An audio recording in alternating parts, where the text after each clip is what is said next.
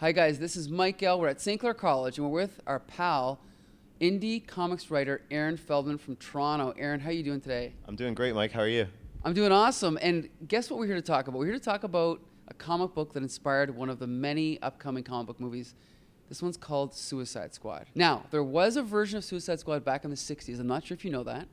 I only know about that because they mentioned it a little bit in the newer comics, but yeah. Yeah, okay, but the more popular version was started in the 1980s in a comic by John Ostrander and Luke McDonnell, which Aaron and I just read volume 2 of because we've already read volume 1 on the show before. So we read volume 2, the Nightshade Odyssey. Like you, I'm a big fan of John Ostrander. I think I grew up on his Dark Horse Star Wars comics. Okay. And I liked this trade, but I think I liked the first one a little more. This one really felt very crossover heavy. Yes. I think out of the 9 or so stories in there, about 3 issues were not crossovers. I know. Which they're still well written, but there's only so much, I guess, that you can enjoy with them. Like there's a good episode with the one where Batman shows up. I thought was a well done issue, but some of them, like the Doom Patrol one, just felt like filler. Yeah. So for viewers, what's happening in this book is you're having, say, 2 or 3 issues of Suicide Squad, then you're jumping over to a Doom Patrol team up issue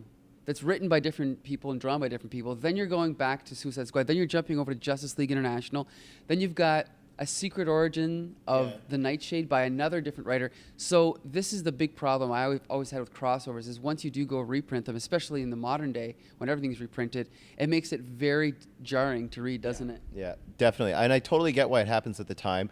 You know, you throw Batman in a book and it will help like sail on a new title, but it does become very jarring when you look back, I think, and this is a good example of that. Sure, and we've got some decent writers on the crossover issues. For example, Robert Greenberger and J.M. DeMatteis. But Keith Giffen. that's right, and Keith Giffen is the plotter of the Justice League story.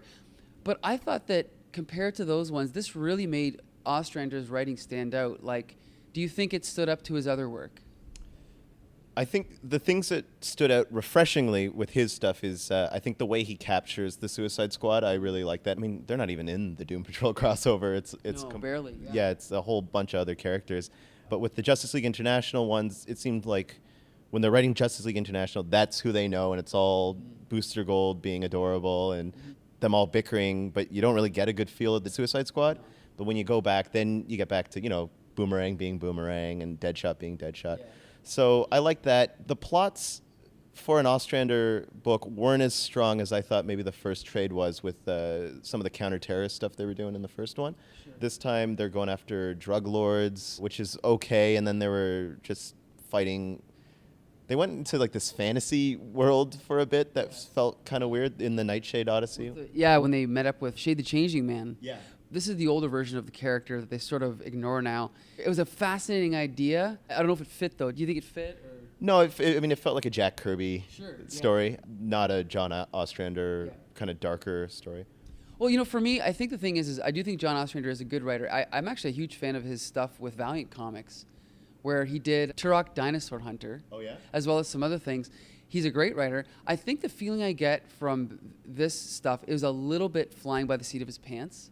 Yeah. And sort of like just making it up as he goes a little bit. Did you get that feel? Yeah, I got that feel for sure. I think that's, again, the first trade was a little tighter. It seemed like he had an agenda, and this one was more, maybe it was editorial saying, okay, you need to put Batman in this one, you need to put Doom Patrol in this one. So even the stakes weren't as high. Like, they had to go chase MacGuffins and just do whatever. This is a crucial thing about the problems people have with the New 52 reboot, where this is the original Amanda Waller. Let's talk about her. She's, I don't know how tall, she's 5 feet tall. She's overweight, she's black. And at that time, that was outlandish to have a lead character this way. She's running the Suicide Squad. Or were you a fan of her character going in? I was. Before the New 52, like, her personality really shined through all the way up to, like, the modern comics that I was reading at the time. She was a really interesting, you know, anti-hero character, someone who was very pragmatic, did whatever it took, and that really shines through in this series.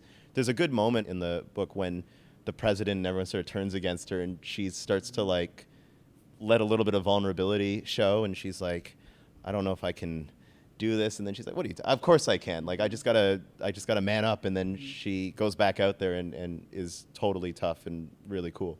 Well, I love it too, because I mean that's the best stories is when you're forcing these characters into situations where they have to make tough decisions, And it's not an easy choice, and we're not going to spoil what happens, but Ostrander handles it well because, like you said, he knows these characters, right? Like, you know, Amanda Waller, Captain Boomerang, Rick Flag, they've all got completely different characters. They play off each other perfectly, I think. Yeah, I think the dynamics of the team is really strong. And we'll get into that a little bit with the later ones. But I think I really like how they all take archetypes, and you have a good mixture of completely reprehensible characters like Boomerang. You know, in the first issue of the last trade, you know, he lets someone die just because he doesn't feel like saving them. Like, he's a really bad guy.